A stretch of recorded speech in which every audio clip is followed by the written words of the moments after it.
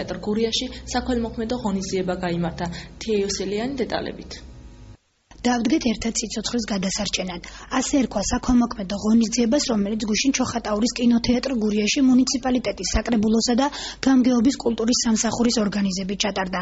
ღონისძიება, რომელიც 1 საათს გაგრძელდა, მიზნად 10 წლის ჩოხატაურელი თემურ აბულაძისათვის ძვირადღირებული საოპერაციო თანხის შეგროვებას ითვალისწინებდა. საქველმოქმედო აქციაში საბიუჯეტო და არასაბიუჯეტო ორგანიზაციებში დასაქმებულ ადამიანებთან ერთად მონაწილეობას რიგითი ჩოხატაურლებიც ღებულობდნენ. 10 წლის თემურ აბულაძემ, რომელიც ჩოხატაურის მუნიციპალიტეტის სოფელსამების საჯარო სკოლის მეხუთე კლასის მოსწავლეა, იცის, რომ თუ მშობლები ერთ თვეში 40,000 ევროს ვერ შეაგროვებს, მის ჯანმრთელობას უკვე საფრთხე ემუქრება. მცირეწლოვანი ბავშვი, რომელიც ეკონომიურად შეჭრებულ ოჯახში ცხოვრობს, ხოჭკინის ლიმფონიით არის დაავადებული და მისი განკურნება სხიური თერაპიის საშუალებით მხოლოდ გერმანიაში შეიძლება. თემურ აბულაძის დედა ნათია ბოლქვაძეშვილის უმძიმესი დაავადების დიაგნოზის დადგენის პირველივე დღეებს თვალცრემლიანი იხსენებს და იმედი აქვს, რომ მისი შვილი მალე გამოჯანმრთელდება.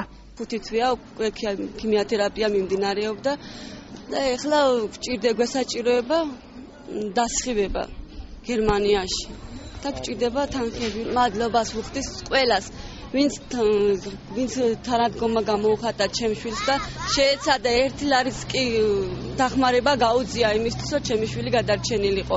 მადლობას ვუხდი მთელს ჩოხატაურის გამგებელს, ანტონ ხუნდაძეს და სულ ყველას რა, ვინც კი უბრალოდ წვლილი შეიტანა ჩემი შვილის გადარჩენისათვის.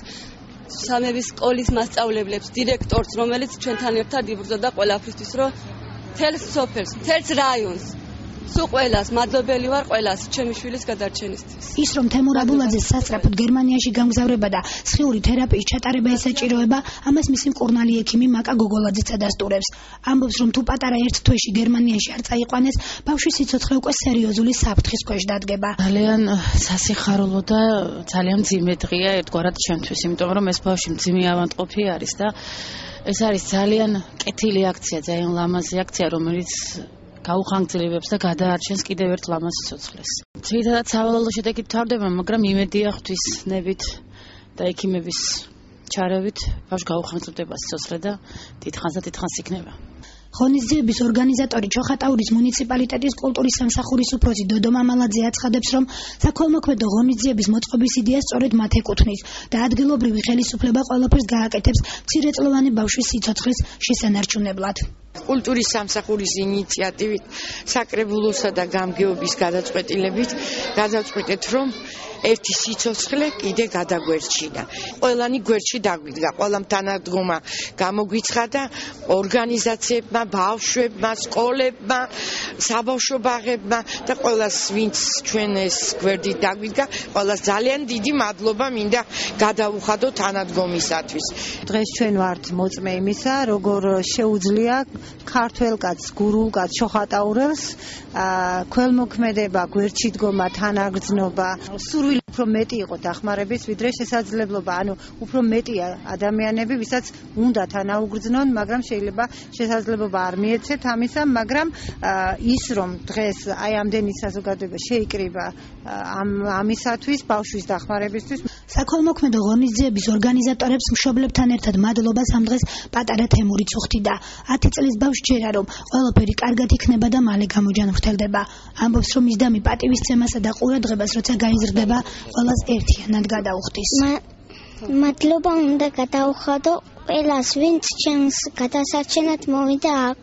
ყველას გადაუხდი პატივისცემას. რა ღონისძიებები იგეგმება და როგორ ხდება ოზურგეთის მუნიციპალიტეტი დამდეგ 2010 წელს, ამის შესახებ მუნიციპალიტეტის კულტურის სამსახურის უფროსი მარინა ჯაფარიძე საუბრობს. სალომე თენიაშვილი განაგზობს თემას. ოზურგეთის მუნიციპალიტეტს საახალწლოდ ბევრი სიურპრიზი ელოდება. ქალაქი უკვე იწყებს ახალი წლისთვის მზადებას. ცენტრალურ ქუჩებში განათებებიც კეთდება. ახალი წლის ღამეს კი კონცერტი დრამატული თეატრის მიმდებარე ტერიტორიაზე ღიაცის ქვეშ გაიმართება. მასში მონაწილეობას ადგილობრივი კულტურის ცენტრის შემოქმედებითი ძალები მიიღებენ. საახალწლო კონცერტის წინასამზადისისთვის ასევე გათვალისწინებულია თბილისის ფონოსტუდიაში ადგილობრივი მომღერლების გაგზავნა, ფონოგრამების ჩასაწერა და მოსამზადებლად. გვირდებიან რომ კონცერტი შაშანდელისგან გამორჩეული იმითაც იქნება, რომ ბევრი ახალი სიმღერა შესრულდება. ტრადიციულ ნაძვის ხესთან ახალი წლის ღამეს მოსწავლე ახალგაზრდობის სახლის წევრები ზღაპრის ფორმატში მომზადებულ ღონისძიებას წარმოგვიდგენენ. ბოლოს კი იქნება ფეიერვერკი. როგორც კულტურის სამსახურის უფროსი მარინა ჯაფარიძე ამბობს, იგეგმება კიდევ ბევრი საინტერესო ღონისძიება, თუმცა ამას ამ ეტაპზე სიურპრიზად ატოვებს. გვითხრა მხოლოდ ის, რომ საშობაო დღეებში პატარებს საინტერესო წარმოდგენა ელოდებათ, რომელსაც თეატრალური სტუდია ჩარლი ამზადებს. ყველა ეს ღონისძიება კულტურის სამსახურის მხარდაჭერითა და ადგილობრივი ბიუჯეტის დაფინანსებით განხორციელდება. ახალი წლის ღამეს ვფიქრობთ, რომ ვიქნებით ცოტა განსხვავებულები, ვიდრე იყო გასულ წლებში.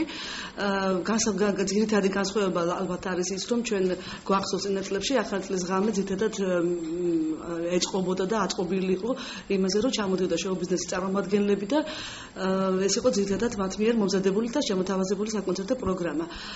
წელს ალბათ ჩვენ არ გვეყოლება მოწვეული შოუ-ბიზნესის წარმომადგენლები, მაგრამ იქნებიან ადგილობრივი ძალები და ვფიქრობ არანაკლებ საინტერესო და არანაკლებ პროფესიულად ამ წუთში მიმდინარეობს მუშაობა ამ პროგრამის საბოლოო სახის დახვეწაზე, მაგრამ მინდა გითხრათ, რომ კონცერტი და საერთოდ შოუ პროგრამა იქნება საკმაოდ ლამაზი, დახვეწილი, იქნება მრავალფეროვანი, იქნება თქვენთვის ბევრი ნაცნობი სახეები ახალ ამპლუაში წარმოდგენილი, იქნება ახალი რეპერტუარი და მე ვფიქრობ ამ ახალ წლის ღამე ჩვენ ერთმანეთს ღირსეულად მიულოცავთ ახალ წელს.